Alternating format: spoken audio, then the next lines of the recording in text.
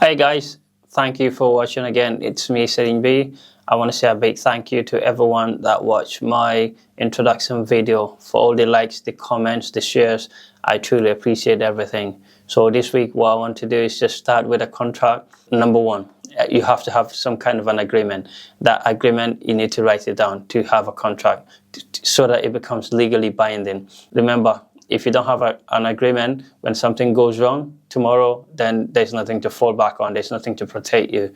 And what you need to do with that agreement, you have to spell out every single thing that you're going to be doing, what the other party is going to be doing, how you're getting paid, and all of that. It's very important to have this agreement in place and make a habit of writing it down. You sign a copy, they sign a copy, and everybody have a written copy, so that in future, if anything goes wrong, you can refer back to that piece of paper. Number two, in the agreement, it has to have a duration. When is the agreement going to start and when is it going to finish? Is it 1 year, 5 years, 10 years, 2 years? You have to define that clearly. Make sure that you have that date there. If there's going to be provision for extension or cooling off period, make sure everything is included, written down in black and white. How it's going to end. Is it going to end immediately at the end of that contract? What are the options for extending that contract? You have to have all that spelled out.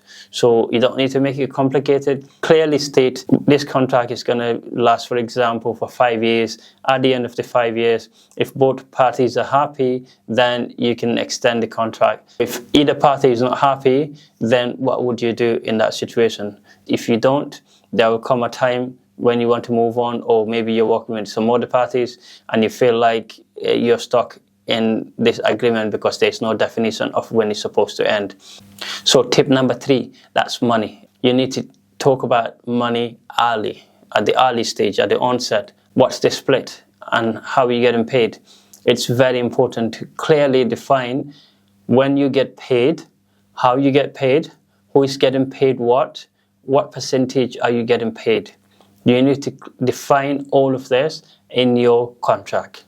It has to be in black and white, because if you don't, nobody will know when to get paid. Nobody would know at what percentage am I getting paid. For example, if you're having a management deal, when is your manager getting paid? How much percentage is your manager getting paid? Or are they getting paid a salary? If it's a record label, when is the record label paying the artist? At what percentage? If you're working with a producer, when are you paying them? Is it before they produce your work, after they produce your work, or are you paying them in royalties? All of that you need to define, and at what percentage, if there's a percentage is involved. Make sure that wherever there's any monetary transactions, there's always proof. So remember, make receipts. You can write it by hand to say, I paid XYZ certain amount of money, and then you both sign. Do you have your evidence there? It goes in your records, because if you're an artist, essentially you're running a business, so that needs to go in your records. Tip number four, that's ownership. I'd say this is one of the most important things you need to remember.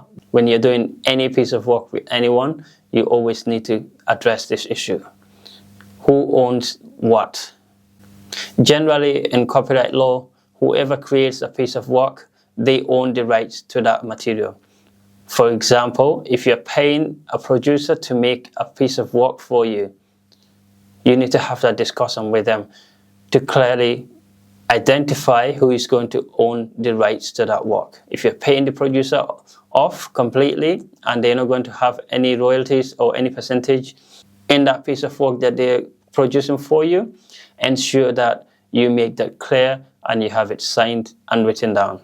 If you're working with a record label, you need to know, are they retaining the rights to all the work that they fund? If they pay for your recording, traditionally they own the rights to that recording. So you have to have that discussion with the record label. If you don't know your ownership rights, then you're in a gray area, because certain times you might think, I own the work, I own the rights to my work, when actual fact you own nothing. Tip number five, that's territory. Remember, whether it's in your home country or worldwide, every piece of work you need to define where the work is getting represented. If you're working with a manager, you need to clearly state whether the manager will only be your manager for your home country, for where you are based, or are they worldwide, or are they a certain geographical location, for example, Europe only. Have these discussions. It's very important. You'll be surprised how many times artists get into these sort of issues where they'll have somebody as a manager and then they haven't put any boundaries or any discussions regarding these sort of things, only to realize that the manager was thinking this is their job or this is their area, and then the artist was thinking otherwise because they haven't had this proper discussion and it's not written anywhere to go back on. Tip number 6, that's exclusivity. So you need to be very careful with this one. When you're making a contract with third parties, you need to be absolutely sure that you're giving them exclusive rights to that piece of work. For example, if you're distributing your music, you need to know, is it exclusively or non-exclusive? Very important, because if you say exclusive, that means you cannot give that piece of work to another party to do anything with that work. If you do, you are breaching the terms and conditions of that exclusivity. So ensure that whatever work that you do, whatever contract that you go into, you know the difference. It's easy to confuse the two, but you have to have that discussion. Another thing also is the content or the agreement that you're having, the contract that you're having, is it exclusive to a certain geographical location or is it worldwide? All of that, remember, you have to address that. If you don't know, I'll be happy to guide anyone. I'll be happy to help anyone to look over your contracts. I'm not a lawyer by any means, but I've done this so many times now. I know what to look out for. Tip number 7, that's the other party's obligation. Remember, two people go into a contract. So the other party also, they will have their obligations. If it's a record label, if it's a manager, if it's a producer, a promoter, they will also have their demands. And they will also make promises. So what are the things that they need to fulfill to ensure that your contract is binding, to ensure that you two also get a reward for working with them? And you need to ensure that you dig into that, find out what they're promising, and write everything down. Because there's nothing worse than I'll spend $1 million on you only to realize that they don't even have the money to spend anything on you. But if you have it in a contract, then it's legally binding. If they falter or if they fail to deliver on that promise, then you can go take legal action. And at least that way you can hold people accountable. Tip number 8, negotiate. Negotiate as much as you can. I tell anyone that I work with, you do not have to work with me. Any contract that I give you, I want you to look through it, find a lawyer to come back and negotiate. That's what I always expect. And I expect you to do the same. Anybody that you work with, make sure you negotiate everything that you can. If you're not sure about anything, get independent advice. Find a lawyer, somebody who's legally sound, ask them their opinion about the piece of paper that's in front of you. You'll be surprised sometimes the contracts that some people receive, they're not even worth the paper that they're written on. So make sure you get someone who's legally minded to go through a contract that's presented to you. Negotiate anything that you're not happy with, anything that you're not sure with, or anything that you feel you can get a better deal on. Try and negotiate. You'll be surprised half the times when you open these negotiations, sometimes you get a lot more than you were even offered initially. So remember, negotiate, negotiate. Tip number 9, never feel pressured. Don't ever feel pressured to sign any contracts with anyone. It doesn't matter even if they tell you, I want this contract by tomorrow, you need to sign it today and bring it back tomorrow. Don't feel pressured ever. You'll be surprised when people tell you their stories.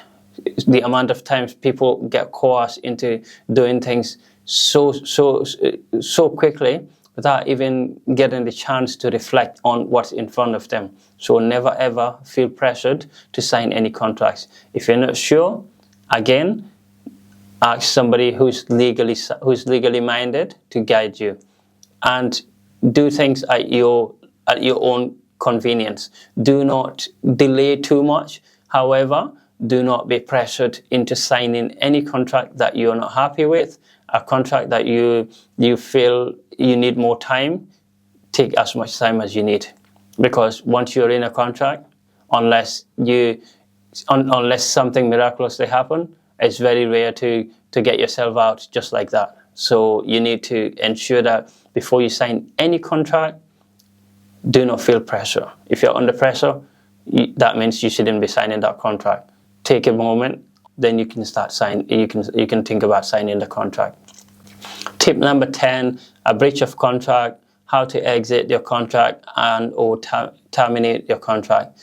It's very important to be mindful of any contracts that you go into. It's easy for someone to be in breach of a contract, so you need to be careful whatever your contract is. If you're not sure about anything, make sure you go back to the other party or ask somebody who's got legal knowledge to advise you before you do things. It could even simply be sharing the content that you have worked on in this contract without seeking permission or without doing certain things. So you need to be careful with that part. It can easily get people into trouble. Always try and play your own part really well. And to exit or terminate, it will depend on the circumstances. Is it on good terms? Is it bad terms? What are the terms that you're exiting on? Have you come to the end of your contract? You don't want to renew? Is somebody offering you a better deal? That's when you're thinking about exiting. If you want to terminate because of a breach, obviously the contract would then need to dictate, okay, if there is a breach, there's a lack of trust, or things didn't get fulfilled in the contract that we have discussed, this is how you terminate the contract. Whether you're going to give notice to the other party to say that in light of the breach of a contract, I would like to terminate my engagement with you. So you have to clearly do this. It has to be done formally. You cannot just expect, oh, because someone's breached my contract, then that's it, the contract's terminated. No, you have to do it formally. Since you've signed the contract, you have to formally notify them and give them notice that this is what's going to happen. If the seriousness of the breach means that a contract is void immediately, then follow those rules. If it says you have to notify the other party a week, a month, 2 months, 3 months, follow the rules at all times. Ensure that every time that you operate, you are operating within the parameters of the contract that you have drawn up. Remember, at the end of the contract, you have a choice to renew the contract or not to renew the contract. I hope this is nice and simple. I am trying to break this down as much as possible. If it's too complicated, leave me a comment down below the comment section. I'll be more than happy to revisit this. It's just the beginning, and there's a lot more that we can talk about on contracts. This is just a quick summary. It's not everything about contracts. Every single 10 points that I've just mentioned here, we can discuss that in episodes on end. So yeah, I hope you like this video. Again, if you like the video, please feel free to like, comment and share, and then turn on your notification bell so that you can be one of the first people to be notified whenever I upload any content. Thank you again. I appreciate you, and I'll see you at the next episode.